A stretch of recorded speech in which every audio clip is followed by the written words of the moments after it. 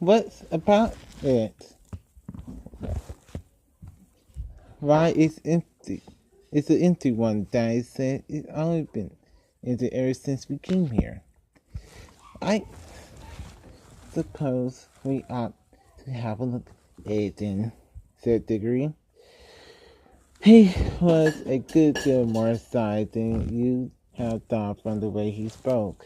For of course he was thinking, just as you would have been, of all the reason why the house might have been empty so long. So was Polly.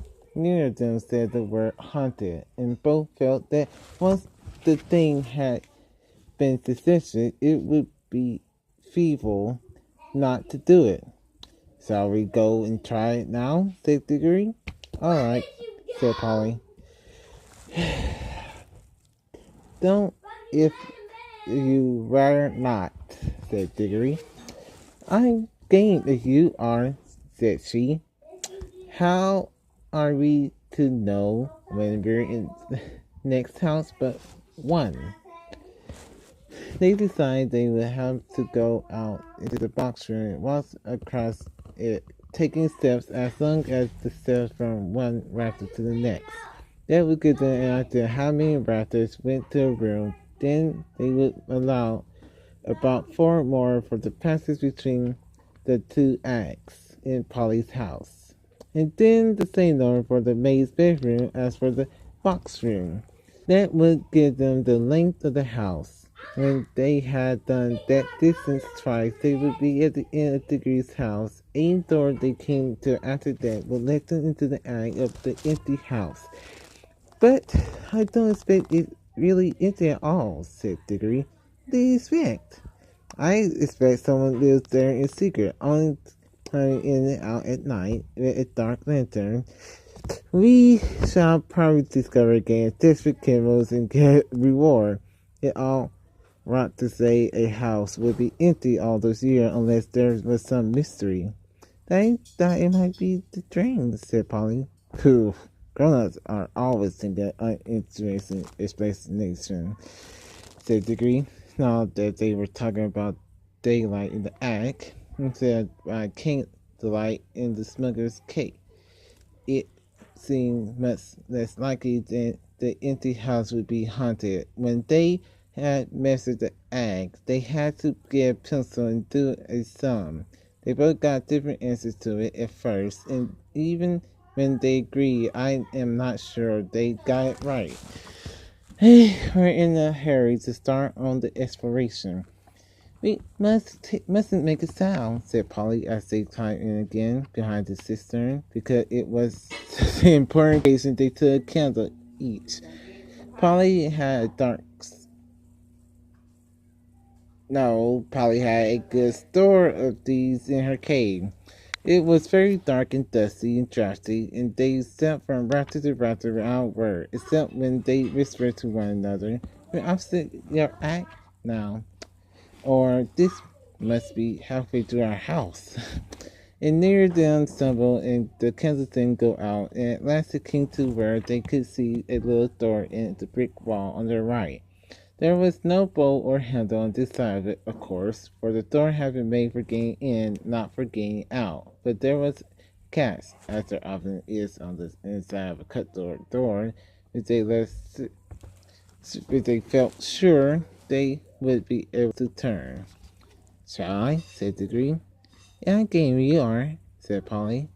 As he said before, Hal felt that it was becoming very serious, but neither would draw back. Digory pushed around the cat with some difficulty. The door swung open, and sudden sunlight made them blink. A great shock, they saw that they were looking not into his deserted attic, but into a furnished room. But it seemed empty enough. It was dead silent. Polly's curiosity got the better of her. She blew out her candle and stepped into the strange room, making no more noise than a mouse. It was shaped, of course, like an attic, but furnished as a sitting room. Every bit of the walls was lined with shelves, every bit out of the sleeve, with full of books. A fire was burning in the grate. You remember that it was very cold, wet summer that year. And in front of the fireplace, with its back towards them, was a high-back armchair. Between the chair and Polly, and filling most of the middle of the room, was a big table piled with all sorts of things, including books and books of the sort you write in, and ink balls and pens and sealing wax and a microscope. But what she noticed first was a bright red wooden tray with a number of rings on it. They were in pairs, a little one and a green one together, then a little space, and then another little one and another green one. They were no bigger than ordinary rings, and no one could help noticing them because they were so bright. They were the most beautiful, shiny little things you can imagine. If Polly had been a very little younger, she would have wanted to put one in her mouth. The room was so quiet that you noticed the ticking of the clock at once, and yet, as she now found, it was not absolutely quiet either. There was a very, very faint humming sound. If vacuum cleaners had been invented in those days, Polly would have thought it was the sound of a Hoover being worked a long way off, several rooms of raised and several floors below. It was a nicer sound than that, a more musical tone, and so faint that you could hardly hear it. It's all right. There's no one here," said Polly over her shoulder to Digory.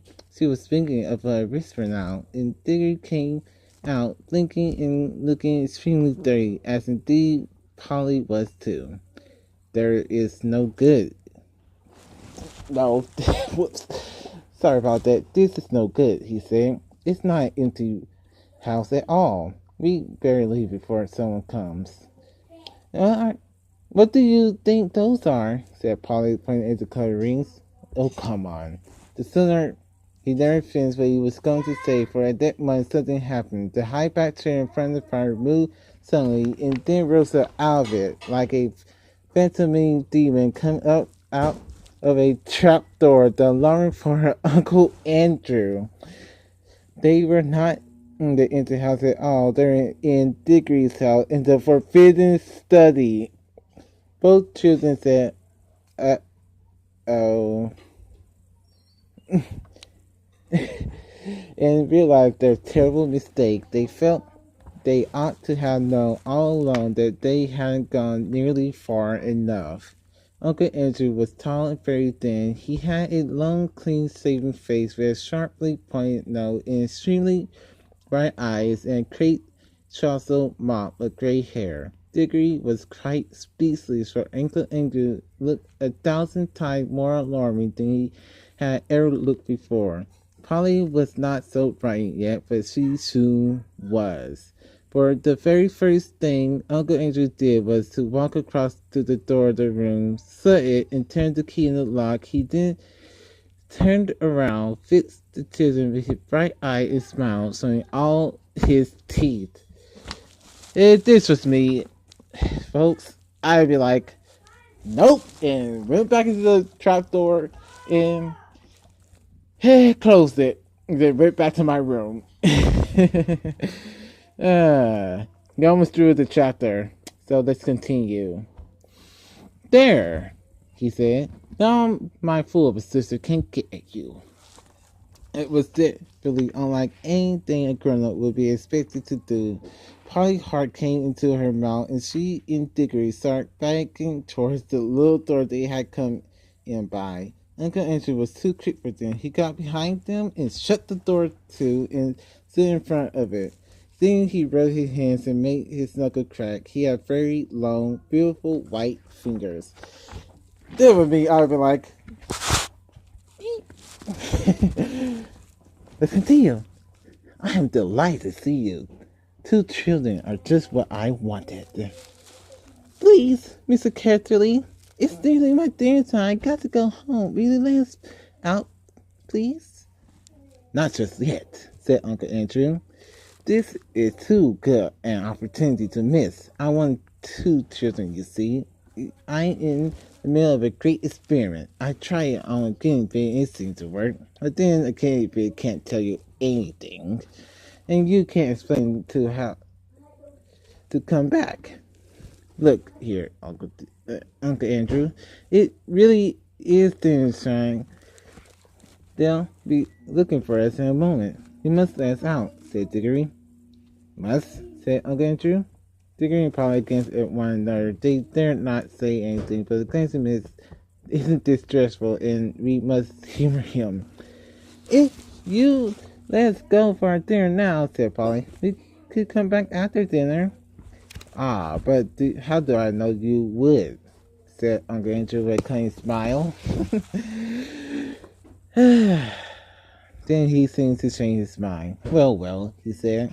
If you really must go, I suppose you must. I can't expect two youngsters like you to find much fun talking to an older brother like me. He sighed and went on. You have no idea how lonely I am sometimes. But no matter, go to your dinner. I must give you a present before you go. It's not every day that I see a little girl in my old dingy sleigh, especially if I may say so a very attractive young lady as yourself. Pedophile. Probably began to think he might not really be mad after all. Really, you like a ring, my dear? Said Uncle Andrew to Polly. Do you mean one of the little or green ones? Said Polly. How lovely. Not a green one. Thank you, Andrew. I am afraid I can't give the green ones away, but I'd be delighted to give you one and the low ones with my love. Couldn't try one on. Holly had now quite got over her fright and felt that the old gentleman was not mad, and there was certainly something strangely attractive about those bright rings. She moved over to the tray. Why, I declare, she said, that humming noise gets louder in here. It's almost the rings we're making it. What a funny fancy, my dear, said Uncle Andrew with a laugh. It sounded a very natural laugh, but Digby had seen an eager, almost greedy look on his face. Polly, don't be a fool. Don't touch him. It was too late. Exactly as he spoke, Polly had been out to touch one of the rings, and immediately, without a flash of noise or a warning of any sort, there was no Polly. Diggory and his uncle were all alone in the room. That's the end of the wrong door. I hope you guys enjoyed. See you next time for Chapter 2, Diggory and his uncle.